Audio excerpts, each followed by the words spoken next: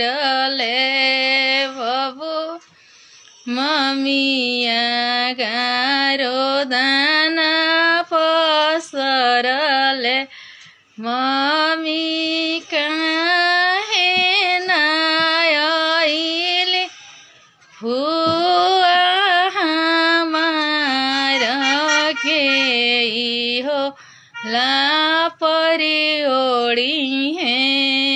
mummy काहे ना आइले